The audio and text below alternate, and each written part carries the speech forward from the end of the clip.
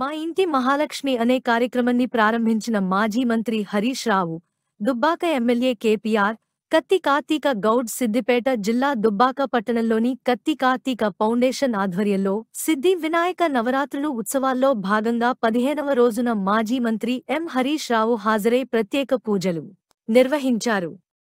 అనంతరం కార్తీక ఫౌండేషన్ ఆధ్వర్యంలో కత్తి కార్తీక నేతృత్వంలో మా ఇంటి మహాలక్ష్మి అనే కార్యక్రమాన్ని గర్భిణీ స్త్రీలకు న్యూట్రిన్ కిట్లను అందించి ప్రారంభించారు. ఈ సందర్భంగా మాజీ మంత్రి హరీష్ రావు మాట్లాడుతూ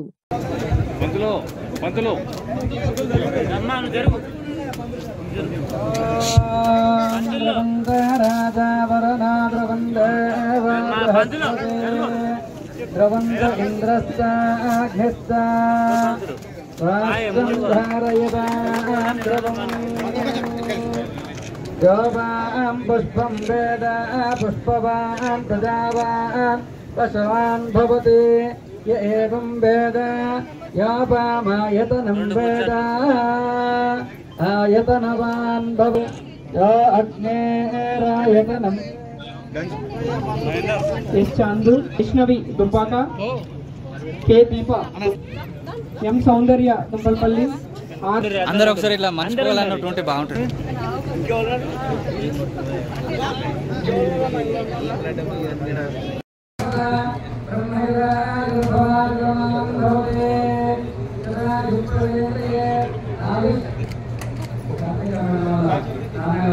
వినాయకులన్నింటినీ సందర్శించుకొని ఆ విఘ్నేశ్వరుడి ఆశీస్సులు తీసుకోవడం జరిగింది.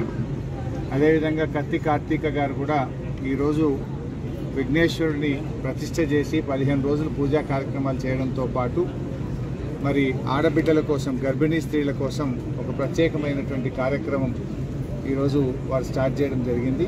ఆ కార్యక్రమం పేరు మా ఇంటి మహాలక్ష్మి అనే కార్యక్రమం పెట్టి శ్రీమంతం కానుక ఇవ్వడం చాలా సంతోషం. గతంలో కేసీఆర్ గారు ఇలాంటి పేద గర్భిణీ స్త్రీల కోసం న్యూట్రిషన్ కిట్ అనే కార్యక్రమాన్ని ప్రారంభించారు. ఎందుకు ఇచ్చారు ఆ రోజు న్యూట్రిషన్ కిట్? ముఖ్యంగా తెలంగాణ ప్రాంతంలో చాలామంది మహిళలు రక్తహీనతతో బాధపడుతున్నారు. వారు పుట్టబోయే బిడ్డ ఆరోగ్యంగా ఉండాలన్నా, తల్లి ఆరోగ్యంగా ఉండాలన్నా పౌష్టిక ఆహారం ఆ తల్లికి అవసరమని చెప్పి మరి రక్తహీనత తగ్గించడం కోసం, ఆ తల్లి యొక్క బలాన్ని ఇవ్వడం కోసం న్యూట్రిషన్ కిట్ను కేసీఆర్ ప్రారంభించారు. కాంగ్రెస్ పార్టీ వచ్చింది, న్యూట్రిషన్ కిట్ బంద్ చేసింది. అదేవిధంగా కేసీఆర్ కిట్ కూడా బంద్ చేసింది. మేము చెప్పాం, అసెంబ్లీలో కూడా చెప్పాం, మీకు ఇష్టం లేకపోతే పేరు మార్చండి తప్ప పేద ప్రజల పొట్టగొట్టకండి, గర్భిణీ స్త్రీలను ఇబ్బంది పెట్టొద్దు, దయచేసి న్యూట్రిషన్ కిట్టు, కేసీఆర్ కిట్టు రెండు కూడా కొనసాగించాలని ప్రభుత్వానికి చెప్పిన రేవంత్ రెడ్డి గారి ప్రభుత్వం కొత్త ఇవ్వడం మాట దేవుడికి కానీ ఉన్నాయి కూడా ఆపేసిన కార్యక్రమం వచ్చింది. కళ్యాణ లక్ష్మికి తులం బంగారం కలుపుతామన్నారు. ఇప్పటికి 10 నెలలు అయింది, ఇంకా తులం బంగారం స్టార్ట్ అయినటువంటి పరిస్థితి లేదు.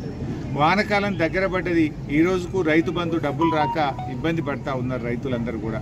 అంటే ఈ ప్రభుత్వం మాటలకు ఎక్కువ, చేతలకు తక్కువగా తయారైపోయింది. మరి ఆంధ్రప్రదేశ్లో చూస్తే పక్కన మొదటి నెలలోనే 4000 పెన్షన్ అక్కడ ప్రారంభమైంది.